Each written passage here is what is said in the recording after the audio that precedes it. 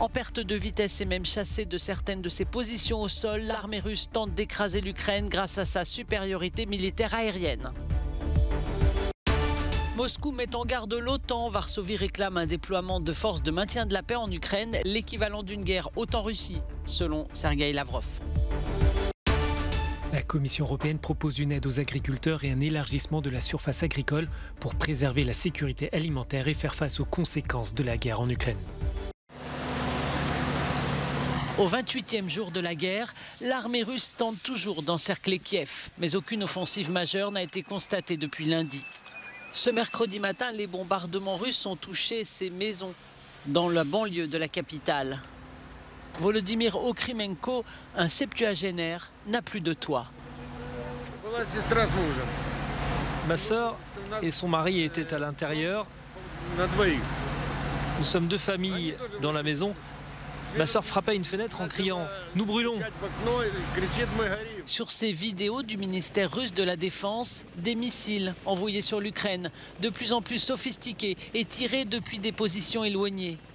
En perte de vitesse et même chassée de certaines de ses positions au sol, l'armée russe continue de punir l'Ukraine par voie aérienne où elle dispose d'une nette supériorité militaire. Sur cette photo, avant-après, l'étendue des destructions sur le territoire ukrainien. Le président Zelensky affirme que 1300 soldats ukrainiens ont été tués et que les pertes militaires russes s'élèvent à 12 000. Selon le Pentagone, il y aurait 7 000 morts côté armée russe. Ici, le gouverneur de Tchernihiv, dans le nord de l'Ukraine, se filme devant un pont détruit.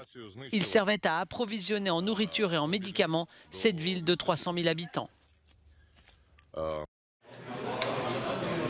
Sergueï Lavrov met en garde l'OTAN contre l'éventualité d'un déploiement de forces de maintien de la paix en Ukraine.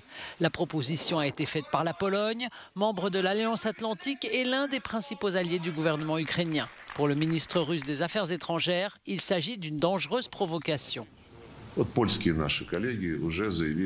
Nos homologues polonais ont déjà dit qu'il y aura un sommet de l'OTAN et qu'une décision d'envoyer des soldats de la paix devrait y être prise. J'espère qu'ils comprennent ce dont il s'agit. Il s'ensuivrait un affrontement direct entre les forces russes et celles de l'OTAN, ce qui, comme tout le monde l'a dit depuis le début, ne doit jamais avoir lieu en principe.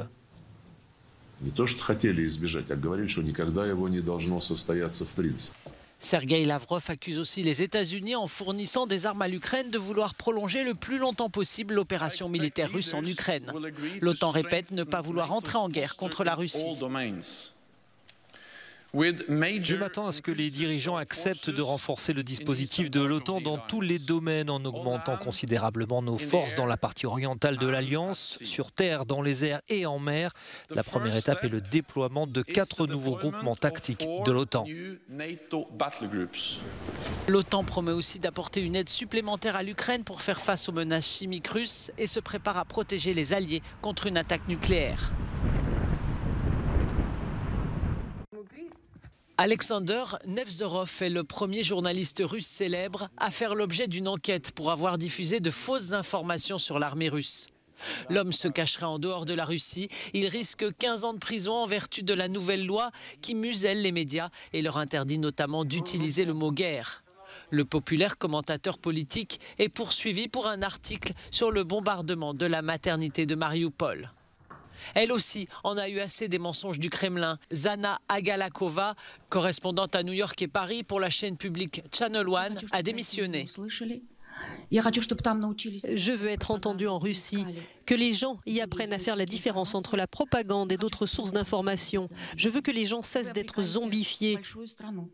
Vous condamnez la Russie, un grand pays avec 140 millions d'habitants, à la pauvreté et à la destruction. Elle assure vouloir rester malgré tout en Russie, malgré le risque de poursuite et d'emprisonnement.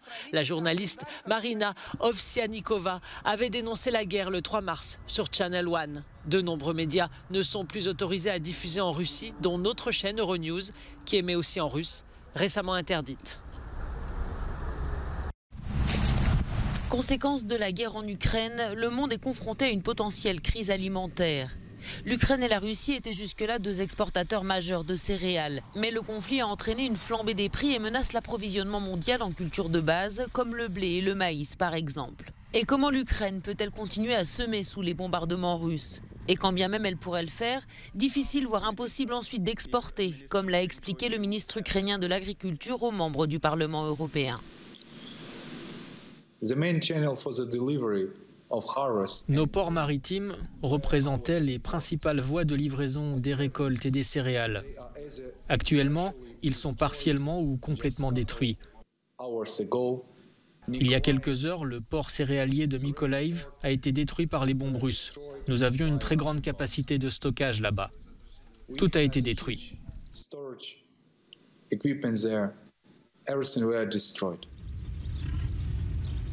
Les prix du blé ont atteint des sommets ces derniers jours, tout comme ceux de l'huile de colza et de tournesol.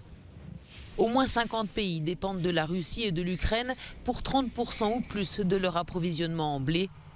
L'Algérie, l'Égypte, le Liban, la Syrie ou le Yémen notamment sont particulièrement concernés. Pour compenser la chute de ses approvisionnements en alimentation animale, l'UE cherche donc à gonfler sa production. Aussi pour anticiper des pénuries mondiales et pallier les graves crises alimentaires redoutées en Afrique et en Asie.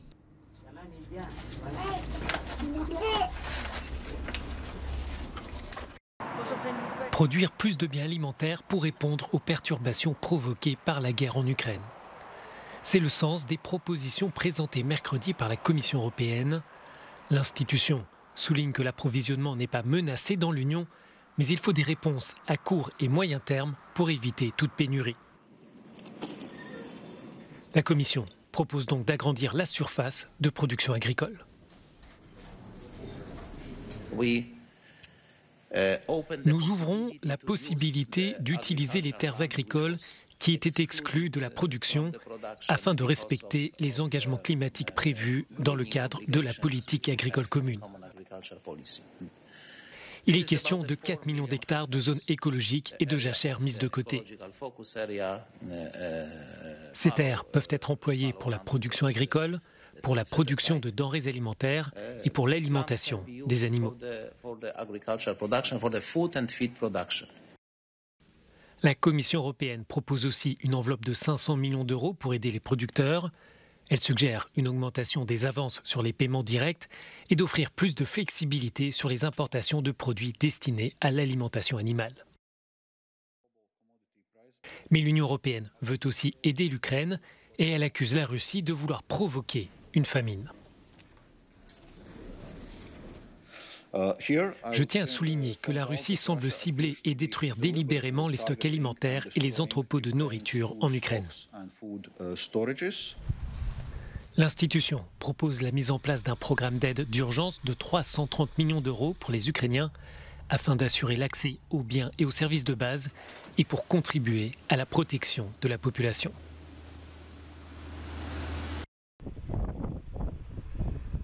Ce yacht à 700 millions d'euros appartient-il à Vladimir Poutine? C'est ce que suspecte l'équipe anticorruption du chef de l'opposition russe, Alexeï Navalny. Elle en veut pour preuve la présence parmi les membres de l'équipage de l'OFS, le service de protection du chef du Kremlin. Or, depuis une semaine, tout le personnel du yacht, majoritairement russe, a été remplacé par des Anglais. Un changement qui contribue à raviver les soupçons. S'ils sont confirmés, le Scheherazade devra être saisi et rester pour un temps indéterminé dans le port italien de Marina di Carrara, où il est amarré. 25 ans et déjà à la retraite. La numéro 1 mondiale, l'Australienne Ashley Barty, a créé la surprise en annonçant mettre fin à sa carrière, se disant être absolument épuisée et aussi comblée après avoir réalisé tous ses rêves. En témoigne son palmarès, 15 titres en simple, dont 3 grands chelems, Roland-Garros, Wimbledon et dernièrement l'Open d'Australie, où aucune Australienne ne s'était imposée depuis 44 ans. Avant d'être la reine du simple, Ashley Barty a également brillé en double, remportant 12 titres et un grand chelem, l'US Open. À 25 ans, elle dit n'avoir plus l'énergie physique et la volonté émotionnelle pour se dépasser au plus haut niveau. Des déclarations qui font écho aux difficultés psychologiques d'autres joueuses du circuit.